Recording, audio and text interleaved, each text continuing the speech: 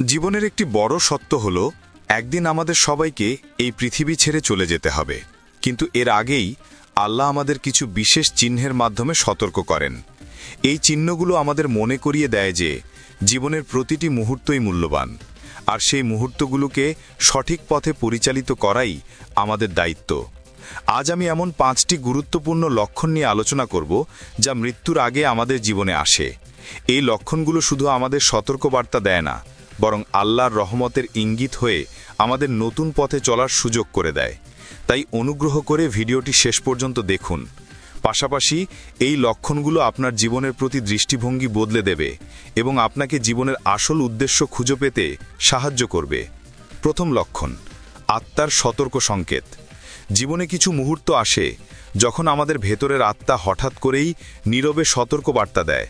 হতে পারে এমন একটি অনুভূতি যেখানে মন খারাপ বা চাপা কষ্টে ভরে যায়, কিন্তু আপনি স্পষ্টভাবে বুঝতে পারেন না কেন এমনটা হচ্ছে, অথবা আপনি কোথাও শান্তি পাচ্ছেন না বা কিছু একটা ঠিক নেই। দুনিয়ার প্রতি আকর্ষণ আস্তে আস্তে কমে যাচ্ছে। এসব সংকেত আসলে ইঙ্গিত দেয় আপনার জীবনে কিছু পরিবর্তন আনা দরকার।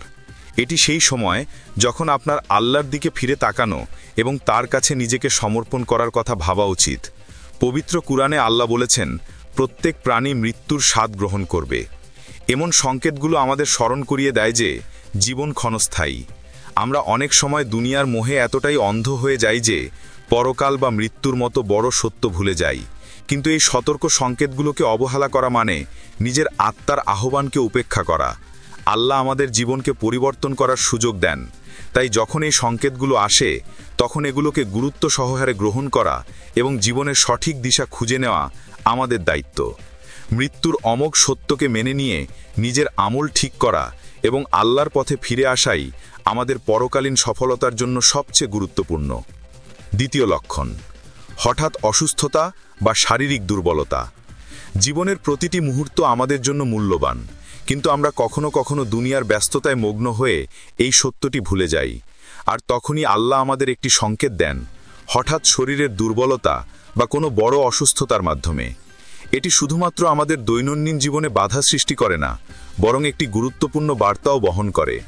যখন আমরা অসুস্থ হই, সেই সময়টি আমাদের নিজেদের ভুল ত্রুটি পর্যালোচনা করার এবং আল্লাহর আরও কাছাকাছি যাওয়ার সুযোগ তৈরি করে। হাদিসে বলা হয়েছে, যখন কোনো মুসলিম বা মুমিন বান্দা অসুস্থ হয়, তখন আল্লাহ তার গুনাহগুলোকে গাছের পাতা ঝরে পড়ার মতো ঝরিয়ে দেন। এই হাদিস আমাদের শেখায়, আল্লাহ আমাদের কষ্টের সময়ও তার দয়ার বার্তা দেন।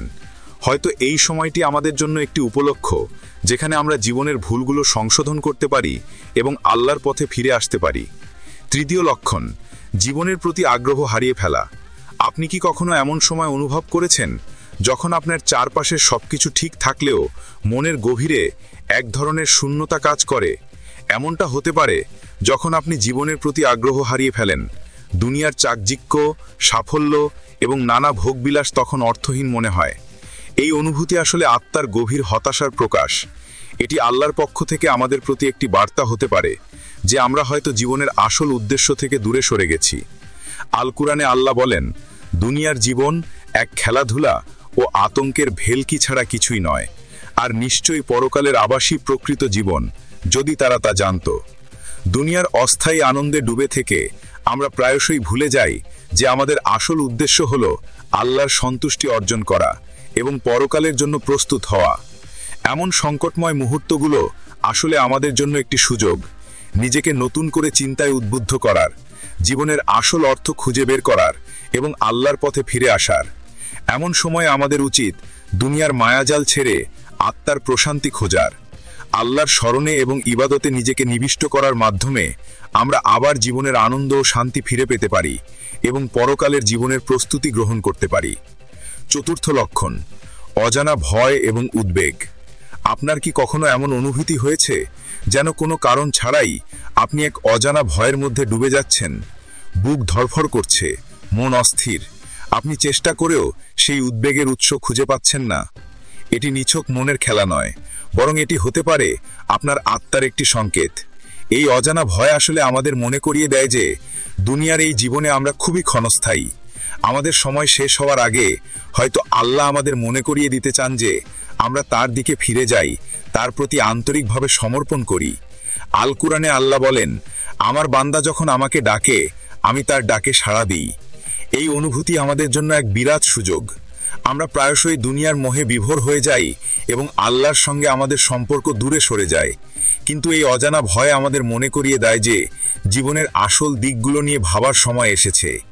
আল্লাহ আমাদের জন্য সবসময় প্রস্তুত থাকেন। তিনি আমাদের ক্ষমা করতে চান, আমাদের কল্যাণ চান।